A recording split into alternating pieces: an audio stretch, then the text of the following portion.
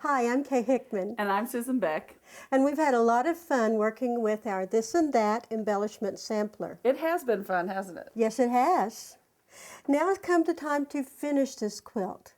We could finish it in the traditional method of that where you'd use the binding and wrap it around, but I'm going to show you today a technique that can do all of the finishing in one step. We are going to use the BERNINA bias binder. As you can see, it's stitched around the outside edge. And what I like about this, it's so precise. It's all nice and even. Yes, it is.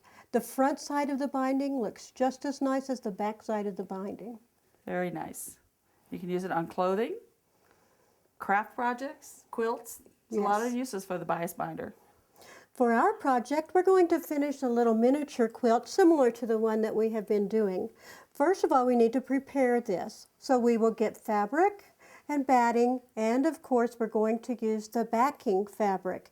And the batting and the backing are rough cut, slightly larger than the finished piece. Yes, this is so much easier to do it this way rather than to try to get all to match edges everything to up. match.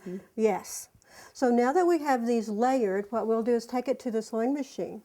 Now we've worked with number 10 foot several times during this series, but we're going to use it one more time to edge stitch around the outside edge.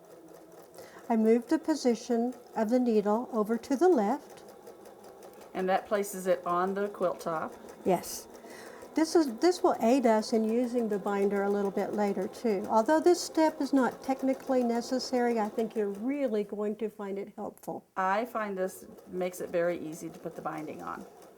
I'm just going to continue doing this stitch all the way around. After you've stitched all the way around the quilt, take the quilt, trim it to size very close to the stitching line.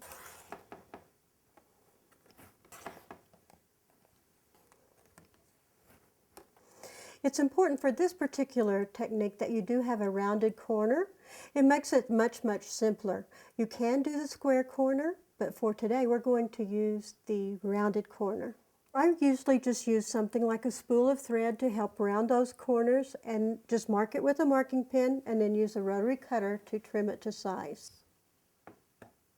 You can use this spool as an actual guide to guide your rotary cutter around the edge. If you're a little insecure about this particular step, you can use a pair of scissors though. I'm stitching around these corners just so I'll have all the fabric layers secured as I'm putting on the binding later. And we're going to put on the 95 C foot. Depending on the width of your machine, you'll use either the 95 or the 95C. And you can check with your dealer if you're unsure which foot you will use. This is the binder attachment. There are 3 sizes we can use.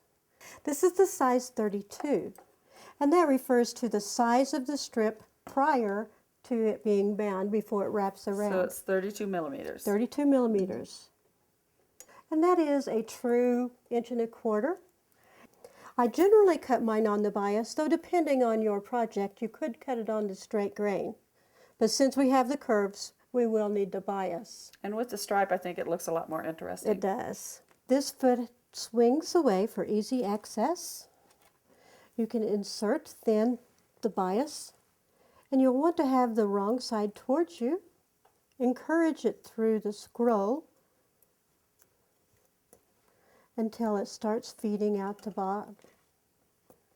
The binder attachment takes the fabric itself, rolls it to the inside from the top, and it rolls it to the inside on the bottom edge. The magic of this attachment is not only that does it fold the bias strip, but you can insert the quilt directly between the layers or the fold of the bias strip and stitch it at one time. Sew it down with a straight stitch. And I like to use decorative stitches because you can get a lot of fun effects with this. You can use any decorative stitch that you like to. Yes, you can. Now that I've stitched all the way around, it's time to finish the end of the binding. I'm going to use the scissors to cut off this excess tail.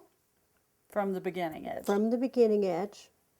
And then I can see now that this will go past the point that I need. So that the 2 ends overlap. Yes. Okay.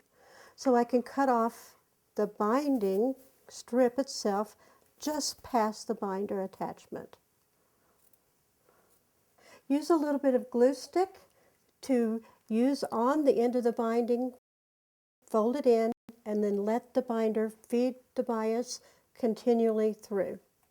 You'll find you'll use this attachment all the time once you start.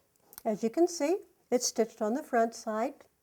It's stitched on the back side, catching all layers in one time. And it looks great on both sides. Susan and I have enjoyed our experiences with you creating our This and That embellishment sampler. And we hope that you've enjoyed learning new embellishment techniques to put in your sewing toolbox. To learn about all of these embellishment techniques or any foot that we have shown, visit your local Bernina dealer today.